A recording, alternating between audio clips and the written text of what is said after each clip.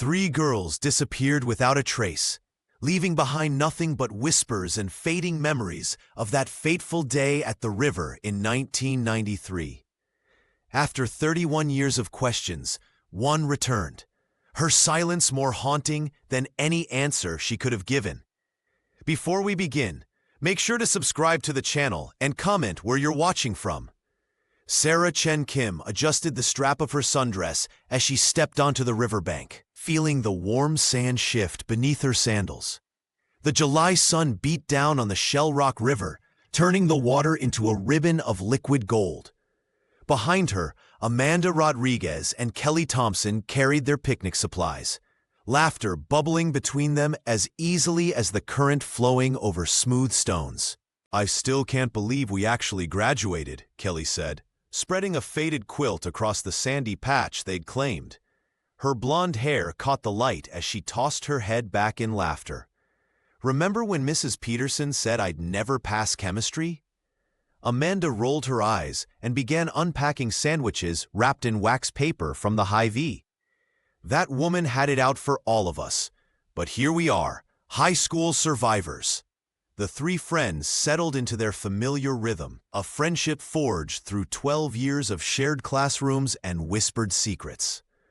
Sarah watched as sunlight dappled through the trees overhead, creating shifting patterns on their makeshift picnic.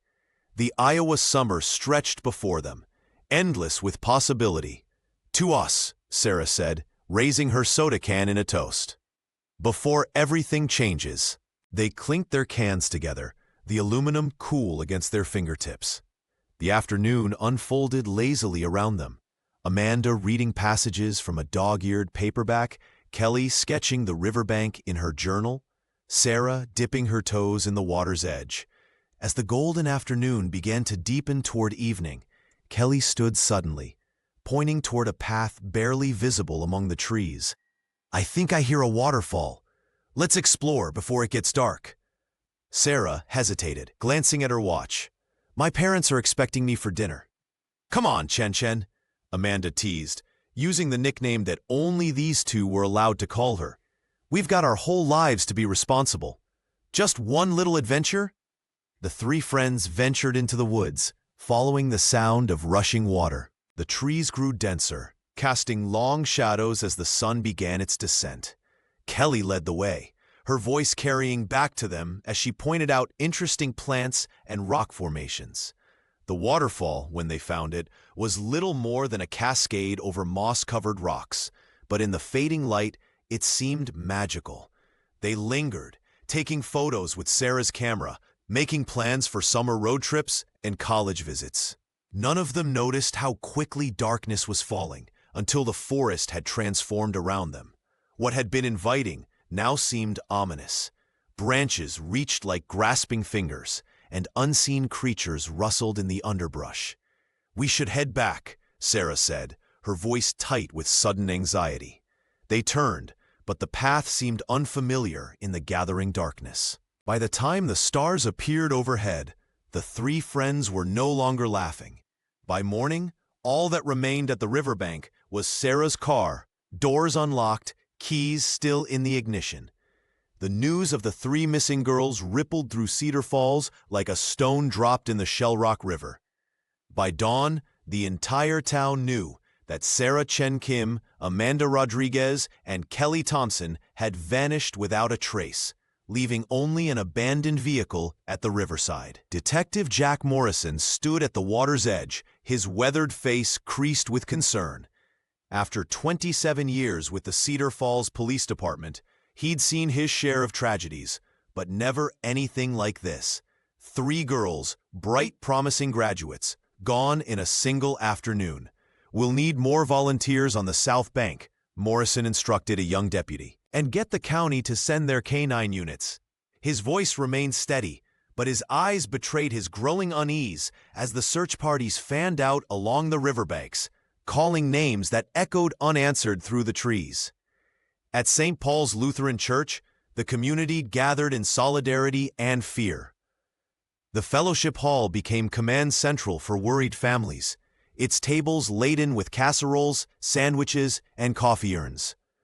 Patricia Thompson sat near the front, clutching a school photo of Kelly to her chest, her eyes fixed on the door, as if willing her daughter to walk through it.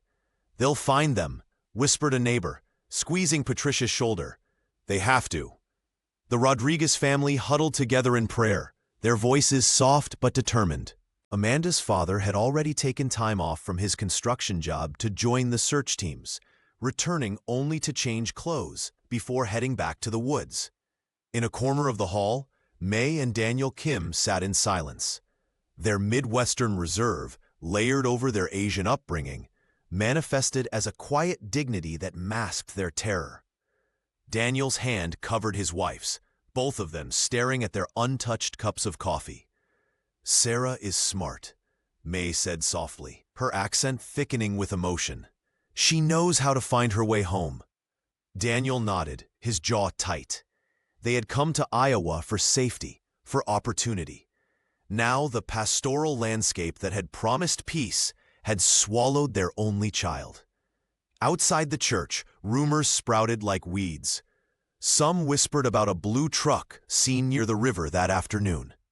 Others recalled a drifter who'd been asking questions at the Hy-Vee last week, each theory more elaborate than the last, as if the right story might somehow bring the girls home. By nightfall, the searchlights cast long, ghostly beams through the woods. Morrison stood at the edge of the darkness, watching volunteers trudge back toward town, shoulders slumped with exhaustion and disappointment. "We'll start again at first light," he promised the families waiting at the church. But as he drove home that night, past houses where porch lights burned in solidarity, the detective couldn't shake the feeling that whatever happened by the Shell Rock River wasn't something they could solve by simply searching harder. 3 days after the girls vanished, a truck driver spotted a figure stumbling along the gravel shoulder of County Road E. Sarah Chen Kim emerged from the tree line like a ghost, her bare feet bloodied from miles of desperate running, clothes torn and caked with mud. When the driver called for help, Sarah collapsed, whispering only one phrase before losing consciousness. "They're still there." At Cedar Falls Memorial Hospital, Detective Jack Morrison waited as doctors treated Sarah for dehydration, exposure, and dozens of cuts and bruises. May and Daniel Kim hovered outside the room, their stoic demeanor finally cracking under the weight of relief and renewed fear. When Sarah finally spoke, her voice was barely audible, but her story spilled out in terrifying fragments. "A cabin," she told Morrison, drawing shaky maps on hospital stationery. "Deep in the woods, maybe 3 miles from where we parked. A man took us there. Amanda and Kelly were still inside when I ran." The next morning, Morrison assembled a search team of 20 deputies and volunteers. Sarah's father insisted on joining, his face set with determination as they combed the dense woodland along Shell Rock River. Following Sarah's directions, they pushed deeper into territory rarely visited even by local hunters. By sunset, exhaustion had settled over the search party.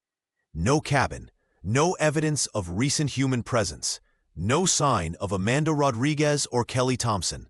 The woods had swallowed them whole. "Are you absolutely certain about the location?" Morrison asked Sarah that evening, his voice gentle but doubt evident in his eyes. The girl nodded, tears streaming down her face. "I know what I saw," she insisted. "I know what happened." The Courier ran the headline the next day: "Search fails to find missing teens or reported cabin." Local radio stations began questioning the reliability of Sarah's account. At the Cedar Falls Police Department, officers exchanged glances when Morrison entered the room. Some wondered aloud if trauma had confused the teenager, while others whispered darker theories. At St. Paul's Lutheran Church, Patricia Thompson confronted May Kim during a prayer vigil. "If Sarah knows something more, my Kelly needs her to remember it right," she said, her voice breaking. The fractures deepened when Sarah couldn't identify the man she claimed had taken them. "It was dark," she repeated during interviews. "I never saw his face clearly." By the end of the week, Cedar Falls had divided into camps: those who believed Sarah's story of a miraculous escape, and those who questioned why she alone had returned. Detective Morrison stood between them, collecting evidence that didn't exist and chasing shadows through woods that kept their secrets. The river continued flowing, indifferent to the town's growing suspicion and Sarah's increasingly isolated position as both survivor and suspect. Time does not heal all wounds, it merely calcifies them. Cedar Falls had changed since 1993, with new storefronts along Main Street and fresh faces in the neighborhood. But beneath this veneer of progress, the town remained marked by 3 empty spaces. The disappearance of the girls at Shell Rock River had transformed from breaking news into whispered legend, the kind of story parents used to warn teenagers about staying out after dark. Sarah Chen Kim, now simply Sarah Kim, had fled Iowa's endless cornfields for the tech campuses of San Jose, California. She had constructed a life that looked picture-perfect from the outside. A successful husband in David, an engineering manager at a software company, and 2 daughters who inherited her determination and intelligence. Jennifer, their eldest at 15, possessed a curiosity that sometimes made Sarah uneasy, while 12-year-old Lily carried her father's easygoing nature. Their suburban home, with its manicured lawn and blue shutters, stood worlds away from the modest house where May and Daniel Kim had raised their daughter. Sarah spoke to her parents monthly, stilted conversations that carefully avoided any mention of Cedar Falls, or rivers, or missing friends.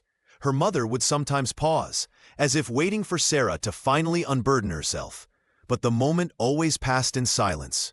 At neighborhood barbecues, Sarah would smile and discuss school fundraisers or the rising cost of housing in the Bay Area. Her neighbors knew her as the organized PTA volunteer who brought homemade kimchi to potlucks. None of them knew about the nightmares that still jolted her awake, drenched in sweat, reaching for something, or someone just beyond her grasp.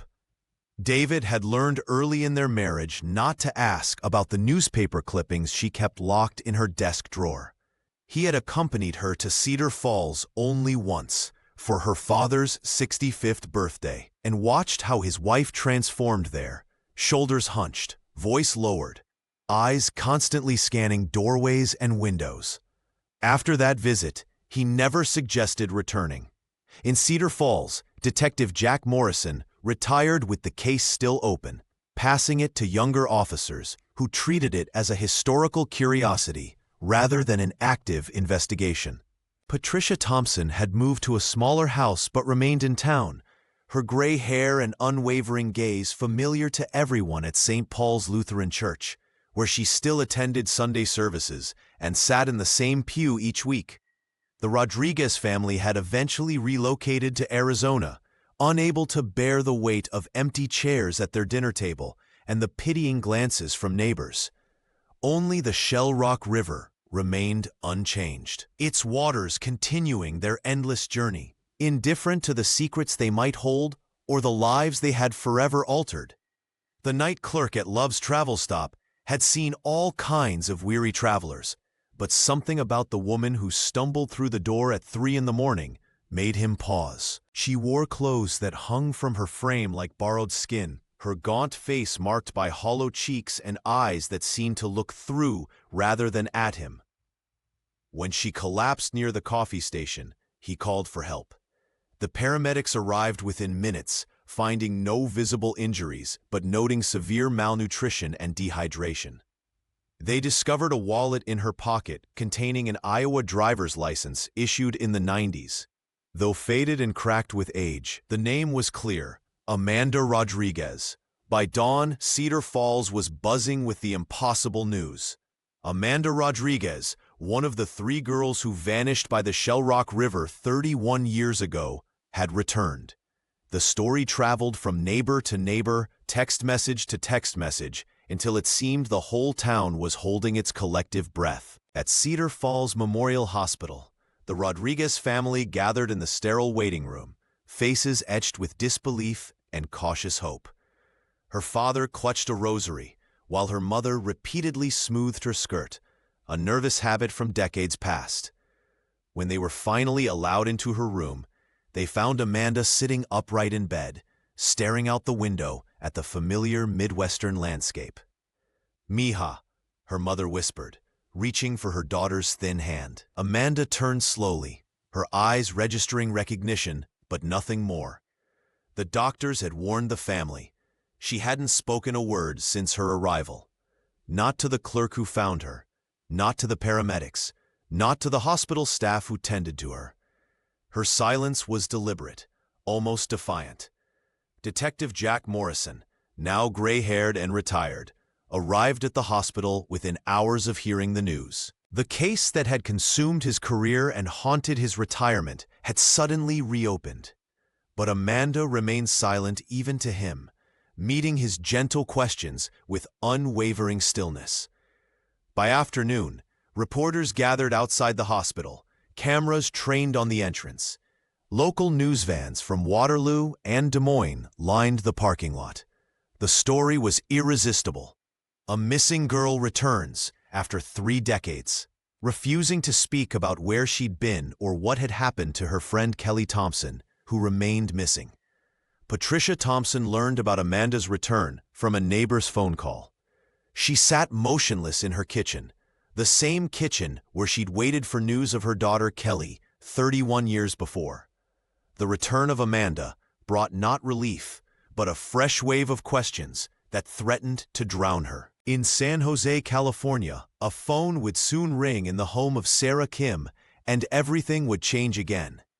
Sarah Kim's phone rang at 2 in the morning, vibrating against the nightstand in her San Jose home. She fumbled for it, squinting at the unknown number with an Iowa area code. David stirred beside her but didn't wake. "Hello?" she whispered, slipping out of bed and into the hallway. Silence stretched across the line. Then a voice, female, familiar, yet distant, spoke a single word, "Chen Chen." Sarah's knees buckled. No one had called her that in 31 years. Not since that summer by the Shell Rock River. Not since Amanda and Kelly. "Who is this?" she demanded, her voice trembling. The caller hung up. Sarah stood frozen in her darkened hallway, the phone clutched against her chest. When David found her there 20 minutes later, she was still staring at the wall. "Someone from Cedar Falls called," she told him, watching his face shift from confusion to concern. "It's about Amanda. She's back." By dawn, Sarah had booked a flight to Des Moines. David pleaded with her to wait, to think this through, but the urgency in her movements silenced him. "The girls need you here," he said finally, watching her pack with mechanical efficiency. "Jennifer and Lily will understand," Sarah replied, though uncertainty clouded her eyes. Her daughters knew fragments of her past, the bare outline of her disappearance, but nothing of the weight she'd carried for 3 decades.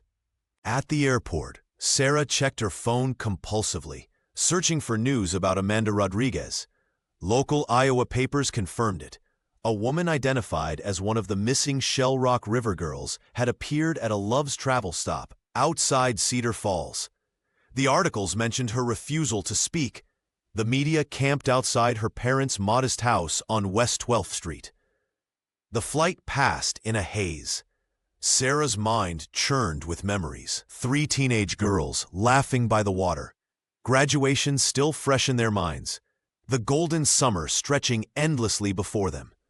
Then darkness, blood, silence. From Des Moines, she rented a car and drove northeast.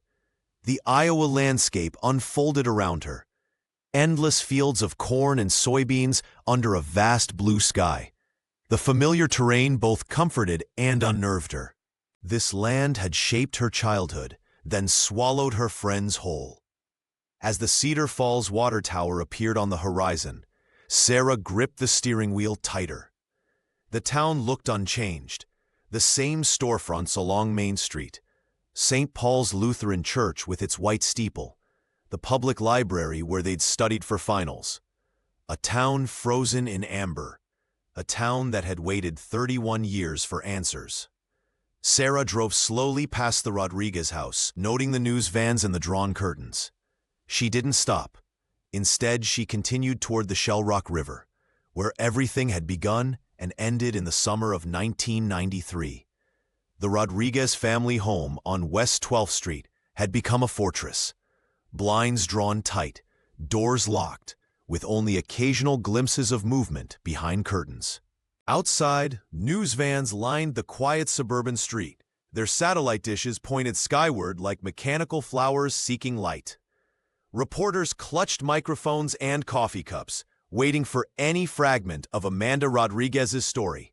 She deserves privacy, Miguel Rodriguez told the crowd firmly before retreating inside, his wife Elena's hand trembling in his. The couple had aged 20 years in a single day, their faces etched with a complicated mix of joy and dread. 3 blocks away, Patricia Thompson stood on her front porch, gray hair catching the morning light. 31 years, she told the Cedar Falls Courier reporter. 31 years I've waited for answers about my Kelly. Amanda owes us that much. Her eyes, hard as river stones, betrayed no tears, only determination forged through decades of grief.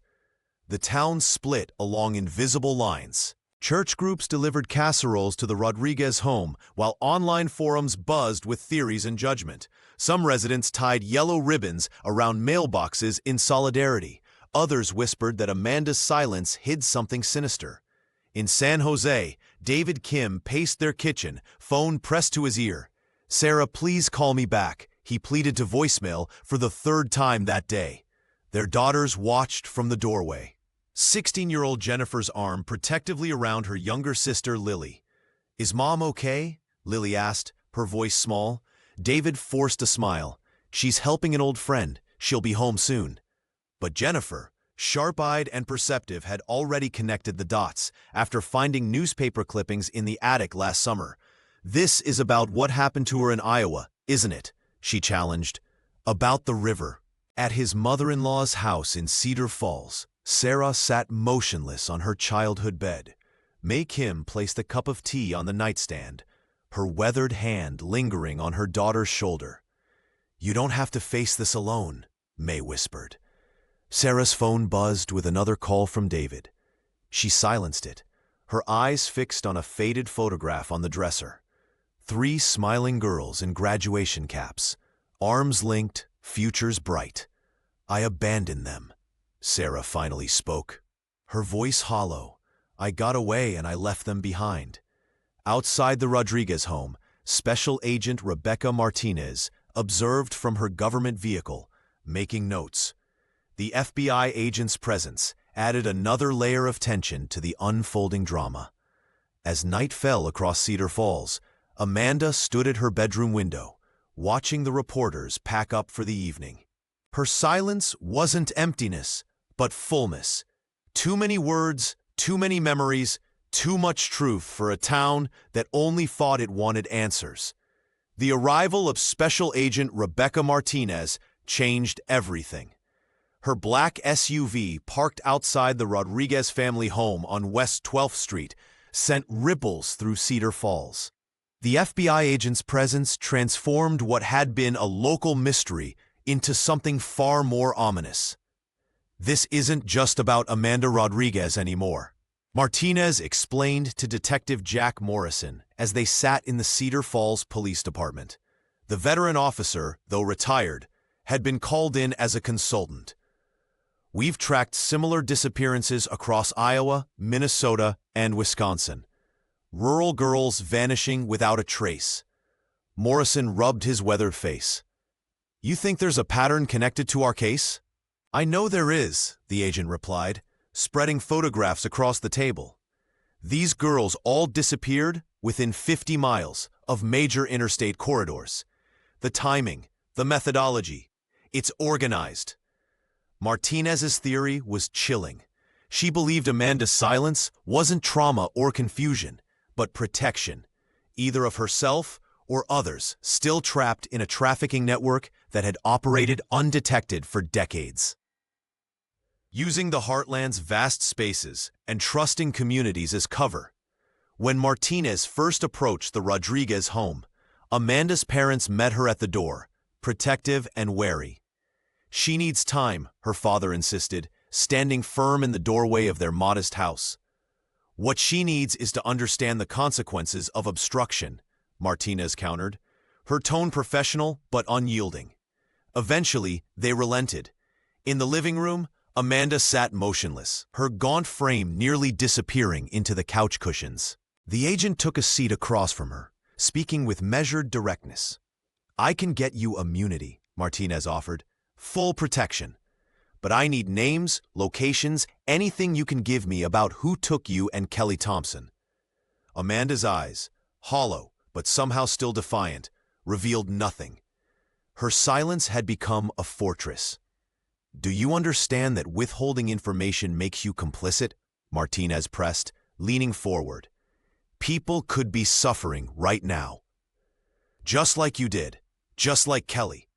At the mention of Kelly's name, something flickered across Amanda's face. Pain, perhaps guilt, but still, she remained silent. Martinez left her card on the coffee table. "When you're ready to talk, call me. But know this, if more girls disappear while you stay silent, that's on you." As the agent departed, Patricia Thompson watched from her car parked down the street, her hands gripping the steering wheel until her knuckles turned white. The federal presence confirmed what she had always suspected. Whatever happened to her daughter was bigger and more terrible than anyone in Cedar Falls had dared imagine. Father Michael O'Malley stood between them, like a bridge spanning impossible distances. The priest's gentle persistence had finally convinced Amanda Rodriguez to meet with Patricia Thompson at St. Paul's Lutheran Church, where the community had gathered in prayer 31 years before. The church basement smelled of coffee and old hymnals. Patricia arrived early, her silver hair pulled back in a neat bun, hands trembling slightly as she arranged and rearranged the chairs. When Amanda entered, Patricia's breath caught in her throat. The gaunt woman before her bore little resemblance to the laughing teenager in the photographs that still lined Patricia's mantelpiece. Amanda's eyes, hollow yet somehow defiant, scanned the room before settling on Patricia. No words passed between them. The silence stretched, punctuated only by the distant sound of traffic on West 12th Street and Father O'Malley's quiet breathing. After 15 minutes of this wordless vigil, Amanda reached into her jacket pocket. Her fingers, thin and pale, withdrew a sealed envelope. She placed it on the table between them, her gaze never meeting Patricia's. Then, with a slight nod to the priest, she rose and left, her footsteps echoing against the linoleum floor. "Should I stay?" Father O'Malley asked softly. Patricia shook her head. "No, this is between me and my daughter now." Back at her modest home, Patricia sat on the edge of her bed, Kelly's childhood quilt spread across her lap. The patchwork squares, sewn when Kelly was just 7, featured fabric from old Halloween costumes and summer dresses. Patricia ran her fingers over the stitches before finally opening the envelope. The letter inside was handwritten on lined paper, the script careful but unsteady. "Mrs. Thompson, I don't have the words you deserve. Kelly was brave until the end. When things were darkest, she spoke of you, of home, of the river where we used to swim. She showed kindness when there was none to be found. She suffered, but not always. There were moments of peace. I promised her I would remember, and I have. Some secrets protect the living. Some truths destroy what little peace remains. Kelly wanted you to know she never stopped loving you. That's the only truth that matters now." Patricia's tears fell onto the quilt, darkening the fabric in small, perfect circles. The letter offered fragments of her daughter's final days, but no explanation, no closure, no answer to the question that had consumed her for 31 years. She folded the letter carefully and placed it beneath her pillow. Outside, Cedar Falls continued its evening routines. Unaware that in a small bedroom on the east side of town, a mother was learning that sometimes answers only deepen the mystery. Sarah Chen Kim lay awake in her childhood bedroom, staring at the same ceiling she'd gazed upon thousands of times before. The pale blue walls still held faded posters from high school, remnants of a life interrupted. Outside, the Iowa summer night pressed against the window, humid and familiar. Sleep wouldn't come. Instead, memories flooded back with merciless clarity. The laughter of her friends echoed in her mind, Amanda's infectious giggle, Kelly's snorting chuckle when something struck her as particularly funny. Sarah could almost feel the warm rocks beneath her back at the Shell Rock River, taste the cheap soda they'd shared, see the sunlight filtering through the trees. Then the memories darkened, the woods, the sounds, the terror that had gripped her chest so tightly she couldn't breathe. Sarah rolled over, burying her face in the pillow. 31 years hadn't dulled the fear. It had only taught her to live alongside it. Downstairs, her husband paced.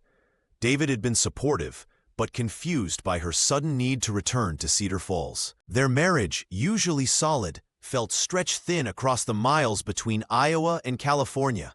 His late-night texts went unanswered as Sarah sank deeper into the past. Meanwhile, in the dusty attic of the Kim family home, 16-year-old Jennifer had discovered a weathered cardboard box. Curious and determined, she had slipped away while her grandfather Daniel dozed in front of the television. Her grandmother May had warned her not to disturb anything upstairs, which only intensified Jennifer's resolve. The box contained newspaper clippings, yellowed with age. The Cedar Falls Courier headlines jumped out at her. 3 local girls missing. Search continues. Kim girl returns. Others still missing. Jennifer's fingers trembled as she recognized her mother's teenage face staring back from the grainy photos. She read hungrily, piecing together a story her mother had never shared. Names leapt from the pages: Amanda Rodriguez, Kelly Thompson, Detective Jack Morrison. Places she knew took on new meaning. The river where her grandfather sometimes took her fishing. The church where they'd attended her great-aunt's funeral. Jennifer didn't hear the attic steps creak until it was too late. She looked up to find her mother standing there, face pale in the dim light. "Mom, put those away," Sarah whispered, her voice tight with emotion. "You don't understand what you're getting into." But Jennifer saw something in her mother's eyes, not just fear, but a flicker of relief. As if some part of Sarah had been waiting for this moment, waiting for someone to finally ask the right questions. Neither of them realized that Jennifer's digital footprint, her searches about the case, her messages to old Cedar Falls residents, had already triggered alerts. Someone was watching, someone who had spent decades ensuring certain secrets stayed buried along the Shell Rock River. The Courier's front page sat on every diner table and kitchen counter in Cedar Falls.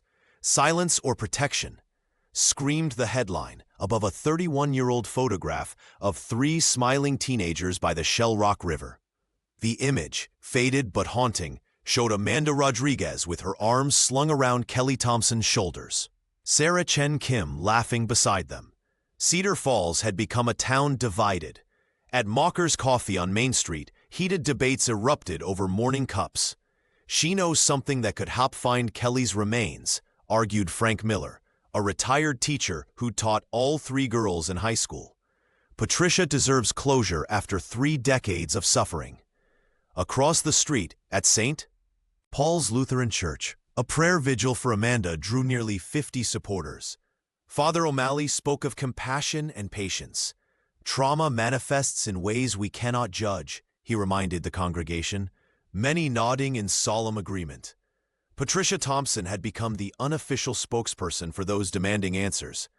Her letter to the editor ran prominently in the Courier, describing 31 years of birthdays, holidays, and milestones marked by her daughter's absence. "Your silence is a choice that extends our suffering," she wrote directly to Amanda. "The truth, however painful, would free us all." The Rodriguez family remained barricaded in their modest house on West 12th Street. Blinds drawn against the news vans that lined their street. Neighbors formed a protective barrier, bringing groceries and deflecting reporters. "They lost their daughter once," explained Maria Gonzalez, who lived next door. "They won't lose her to this circus." At the Cedar Falls Public Library, a display of newspaper clippings chronicled the original disappearance. Teenagers who hadn't been born when the girls vanished now pored over the yellowed articles, trying to piece together the mystery that had suddenly become the town's obsession again. Special Agent Rebecca Martinez watched the community fracture from her temporary office at the police station. The FBI agent understood Amanda's silence might be strategic rather than selfish. Sometimes victims protect others by staying quiet, she explained to local officers, though her patience was wearing thin. The mayor called for calm at an emergency town council meeting, but tempers flared. "This isn't just about 3 girls anymore," said Councilwoman Helen Barnes. "It's about who we are as a community. Do we demand truth at any cost, or do we respect someone's right to heal in silence?" As evening fell, Patricia stood alone by the war memorial outside the library, clutching a framed photograph of Kelly. Across town, the lights in the Rodriguez home remained on well past midnight, shadows moving behind drawn curtains. The family holding their own vigil for a daughter returned, but still, in many ways, lost to them. Sarah Chen Kim returned to her hotel room, exhausted from another day of unanswered questions. The familiar weight of anxiety pressed against her chest as she tossed her purse onto the bed. Something fluttered to the floor, a photograph she hadn't placed there. Her heart quickened as she picked it up, instantly recognizing Amanda's handwriting on the back. "They're still out there." The image was grainy and poorly lit, showing 3 young women huddled in what appeared to be a windowless room. Their faces bore the hollow-eyed look of captives, not unlike the emptiness she'd seen in Amanda's eyes at their brief encounter. These weren't girls from their past. These were new faces, current victims. "Oh God," she whispered, her hands trembling. This wasn't just about what happened 31 years ago. It was happening now. Sarah drove across town to a modest bungalow on the outskirts of Cedar Falls. Jack Morrison's retirement hadn't softened his appearance. The former detective still carried himself with the rigid posture of a man who'd seen too much. His eyes widened slightly at the sight of her on his doorstep. "Sarah," he said, his voice gruff with surprise. "Didn't expect to see you here." She handed him the photograph without preamble. "Amanda left this in my room." Morrison studied the image under the porch light, his weathered face hardening. "Come inside," he said, glancing over her shoulder as if checking for watchers. His living room was cluttered with fishing magazines and old case files. A half-empty bottle of whiskey sat beside a glass on the coffee table. The detective cleared a space among the papers and spread out a large map of Black Hawk County. "I never told you this," he began, his finger tracing along the winding blue line of the Shell Rock River. "When you came back in '93, your description of a cabin didn't match any registered structures. But there was this old DNR survey map."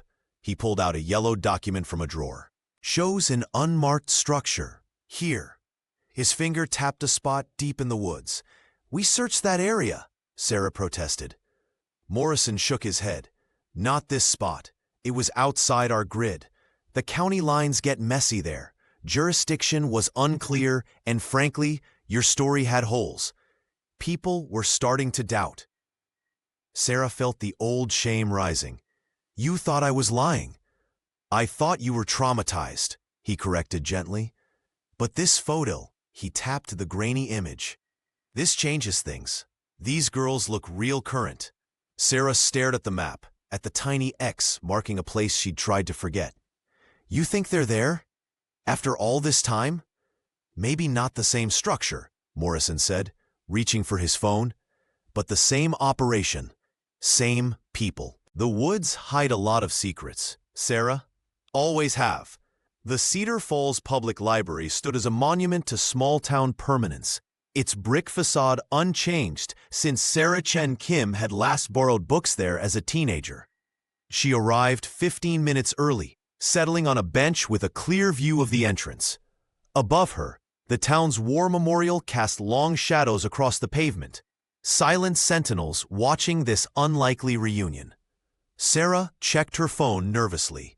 No messages from David, though she knew he was worried. Their daughters, Jennifer and Lily, had sensed something was wrong when she'd flown back to Iowa so suddenly. How could she explain what she barely understood herself? At precisely 2 o'clock, Amanda Rodriguez appeared. She moved with deliberate steps, her gaunt frame wrapped in a cardigan despite the July heat.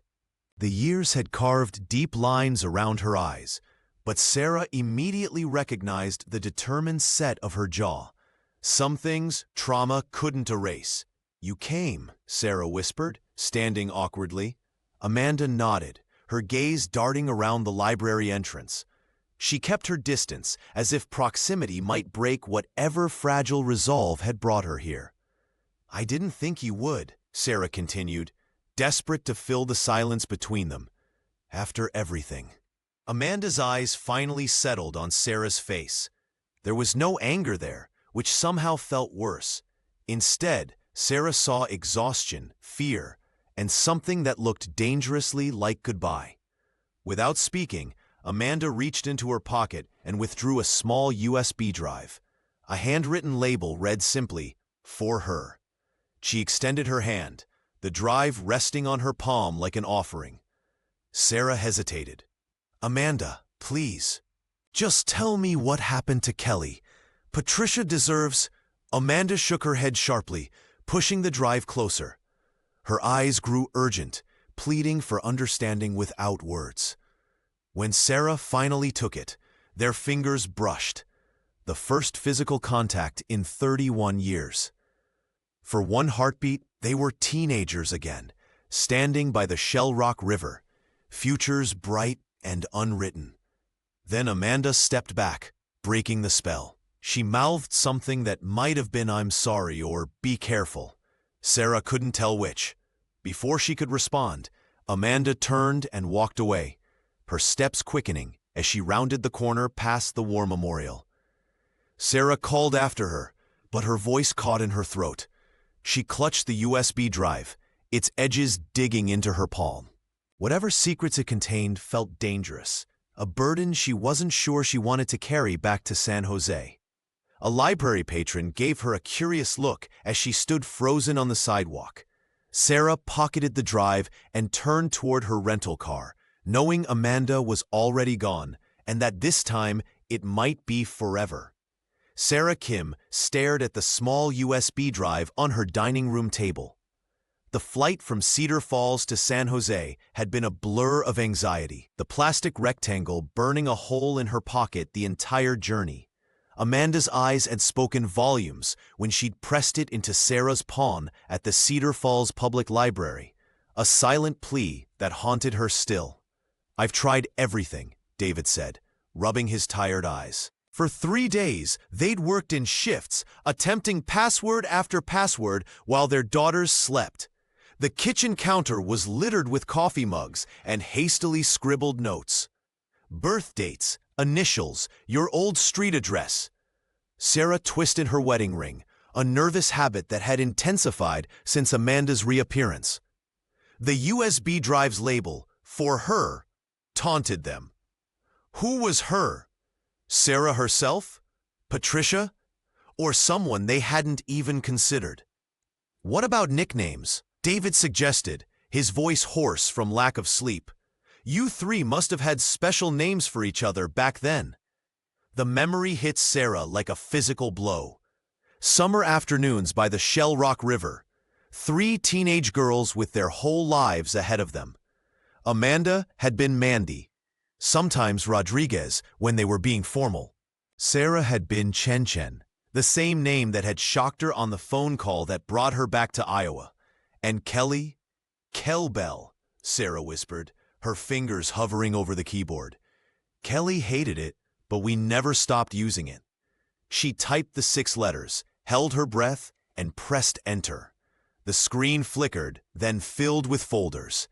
David leaned forward, his shoulder pressing against hers as the encrypted files opened before them. Not memories or confessions as Sarah had expected, but something far more disturbing. Spreadsheets with locations across Iowa, Minnesota, Missouri, and Nebraska.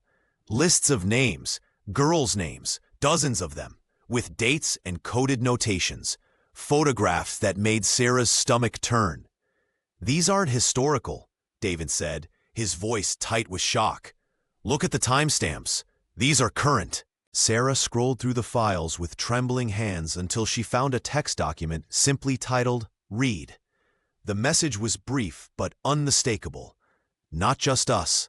Still happening. They're watching, Sarah. Always were. This is why I can't speak.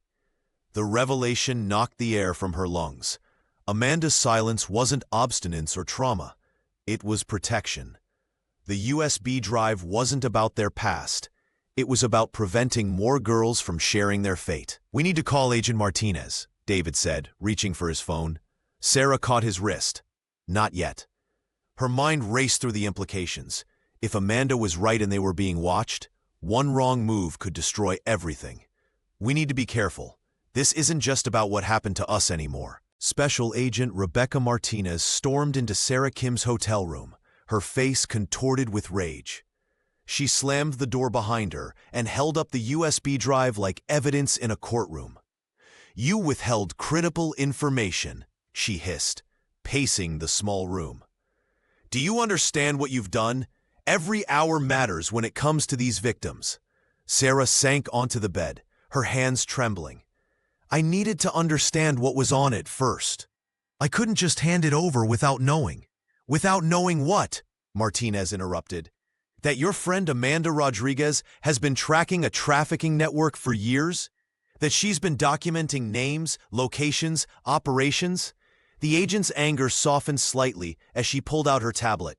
She showed Sarah photographs of warehouses, farms, and smiling men in business attire. The images seemed innocuous until Martinez explained their significance. These operations hide behind legitimate businesses, local agriculture cooperatives, long-haul trucking companies, even charity drives collecting clothes for the needy, all fronts. She swiped through more images. They've been operating throughout Iowa, Minnesota, Wisconsin, the entire Midwest heartland. Sarah stared at the screen, recognizing some of the locations from her childhood. Places she'd driven past hundreds of times, never suspecting what happened behind their doors. "Why wouldn't Amanda just tell you this?" she asked. Martinez set down her tablet. "The network has eyes everywhere. Small towns are perfect for their operations because everyone knows everyone. She couldn't risk being seen talking to law enforcement." The agent's voice lowered. "Your friend has been gathering intelligence at enormous personal risk." Outside the window, rain began to fall on Cedar Falls. Sarah thought of her daughters back in San Jose, of Jennifer's determined face when she'd found those newspaper clippings. The thought made her stomach clench. "What happens now?" she asked. "We've launched a covert operation based on Amanda's intelligence," Martinez explained. "Multiple agencies, coordinated raids." "But Sarah," she leaned forward, her expression grave. "You need to understand something. Amanda's silence wasn't selfishness. It was protection." "Protection?" "For you. For others still trapped. For herself." Martinez gathered her materials. The letter she gave Patricia Thompson, the photograph she slipped to you, all calculated moves in a dangerous game she's been playing for years. Sarah felt tears forming. "And Kelly?" Martinez paused at the door. "Some questions might never be answered, but Amanda's work might save dozens of girls from Kelly's fate." As the agent left, Sarah stood by the window, watching raindrops trace paths down the glass. She thought of 3 teenage girls by a river, 31 years ago, laughing under the summer sun, before the world revealed its darkest corners. The morning fog clung to the Shell Rock River like a shroud as Patricia Thompson stood on the bank, her gray hair pulled back in a tight bun. She had chosen this spot deliberately, the exact location where 3 young girls had laughed together 31 years ago, before their lives shattered. Now, only 2 remained. Sarah Chen Kim and Amanda Rodriguez approached from opposite directions, their footsteps crunching on the gravel path. Neither spoke as they joined Patricia by the water's edge. The rushing sound of the river filled the uncomfortable silence between them. "I've waited long enough," Patricia finally said, her voice steady despite the tremor in her hands. "I deserve to know what happened to my daughter." Sarah stared at the ground, while Amanda's hollow eyes fixed on the water's surface. "I know more than you think," Patricia continued. "The search parties found evidence you both lied about. The last scream in these woods wasn't Kelly's." She turned to Sarah. "It was yours." Sarah's face crumpled. "Patricia, please." "You lied to save yourself," Patricia pressed on. "You told everyone Kelly went deeper into the woods, but it was you who ran away first." Tears streamed down Sarah's face as decades of carefully constructed denial collapsed. "I was terrified," she whispered. "I thought if I went for help." "But you didn't go for help," Patricia cut in. "You made up a story about a cabin that didn't exist." Amanda suddenly reached out, gripping Sarah's hand. "Stop," she said, her voice rusty from disuse. "It wasn't like that." Both women turned to Amanda in shock, the first words she'd spoken since her return. "I made a deal," Amanda continued, eyes brimming with pain. "Years ago. My silence for Sarah's safety. For all of us." She looked directly at Patricia. "The people who took us, they're still out there. They promised to leave Sarah alone if I never spoke." Patricia's shoulders sagged. "And Kelly?" Amanda's silence was answer enough. "I should have been stronger," Sarah sobbed. "I've lived with this every day."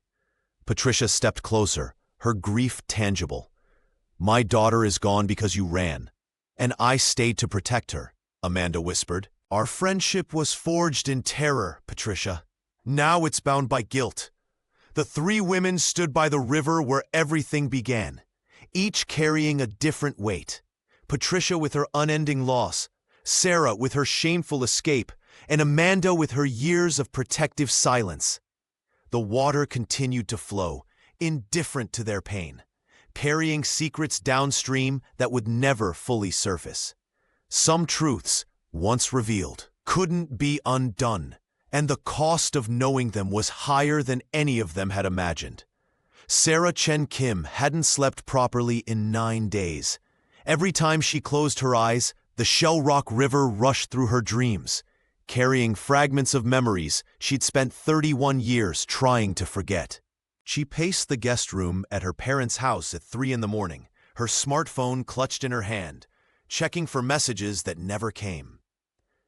"You need to rest," David said, finding her staring out the window at Cedar Falls's empty streets. His eyes were heavy with concern as he placed his hands on her shoulders. "The girls are worried about you." She shrugged away from his touch.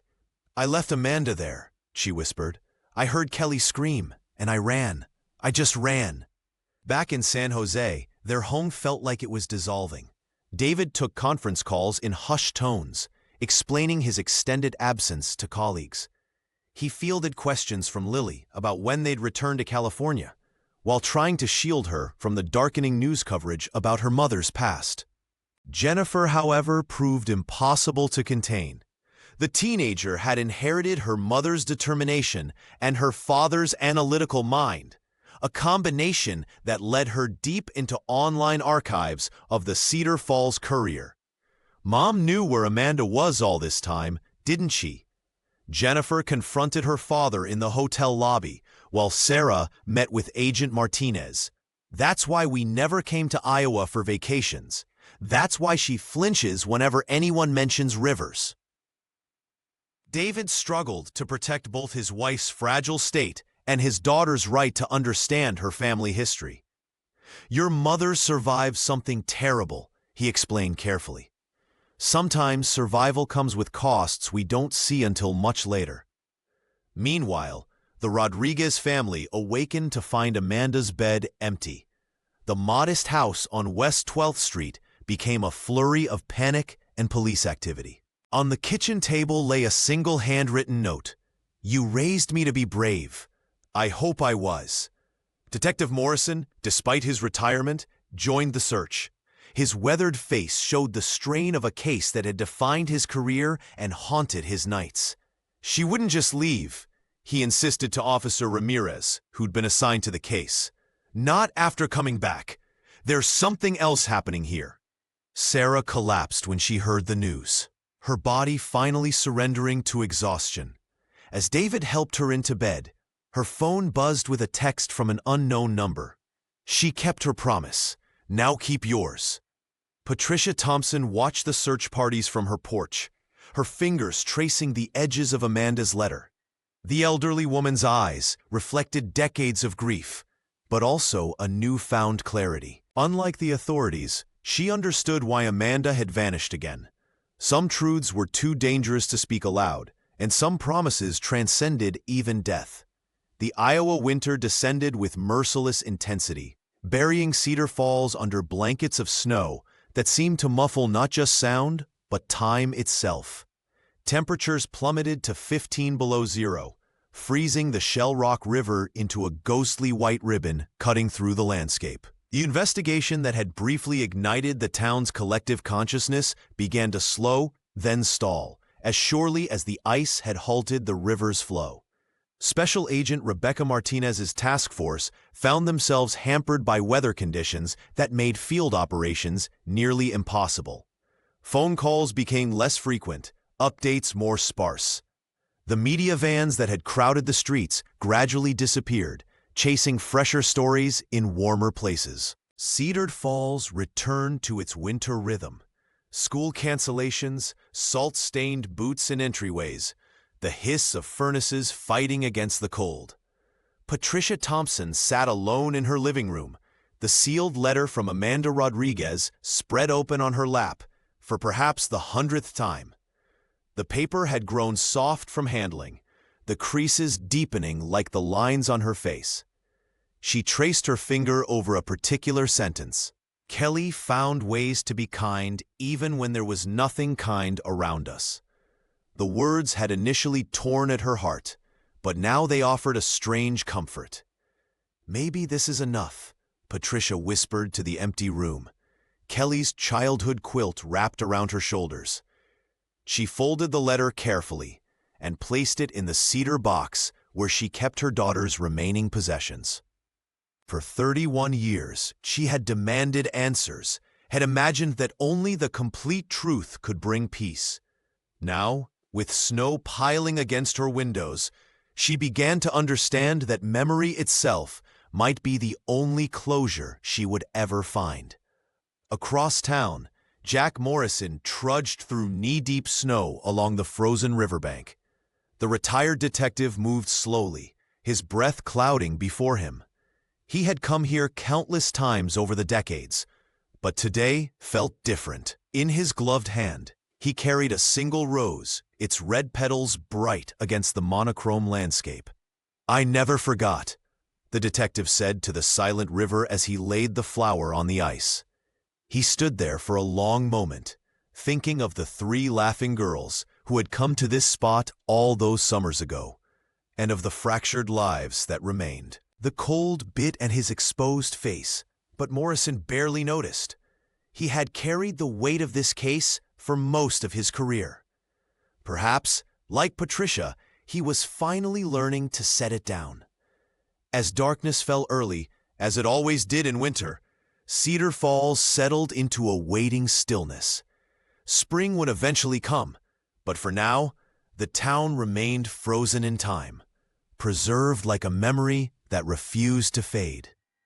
The snow began to melt along the banks of the Shell Rock River, revealing patches of mud and early spring growth.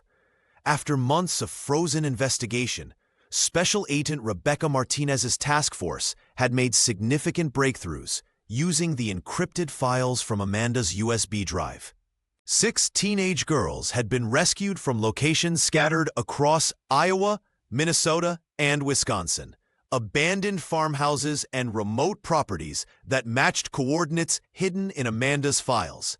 Each rescue vindicated her silence, proving that her knowledge had been a dangerous weapon she'd wielded carefully. "We wouldn't have found them without those files," Martinez admitted during a brief call to Sarah Kim. Her voice, usually stern and official, carried a note of grudging respect. Rodriguez knew exactly what she was doing. Sarah stood by her hotel window, watching Cedar Falls emerge from winter's grip.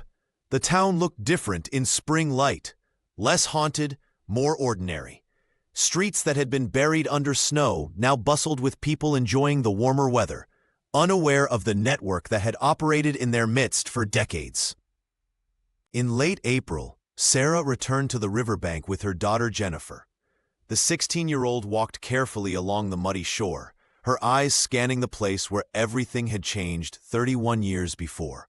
Jennifer had insisted on coming, despite David's concerns about exposing her to more trauma. "This is where you were with them?" Jennifer asked, stopping at a clearing where 3 girls had once spread a picnic blanket and dreamed about their futures. Sarah nodded, wrapping her arms around herself against a memory colder than any Iowa winter. Kelly sat right there. She pointed to a flat rock near the water's edge. Amanda was always moving around, collecting rocks or taking photos. Jennifer slipped her hand into her mother's. "I wish I could have known them." "Kelly would have loved you," Sarah said, her voice catching. "She had your curiosity, your way of seeing through people." They stood together as the river flowed past, carrying winter's remnants downstream. The water that had once swallowed secrets now seemed to offer cleansing, a chance to begin again. "I won't be silent anymore," Sarah promised, squeezing her daughter's hand. "Not about this, not about anything that matters." Jennifer nodded, her eyes reflecting her mother's determination. "We'll remember them.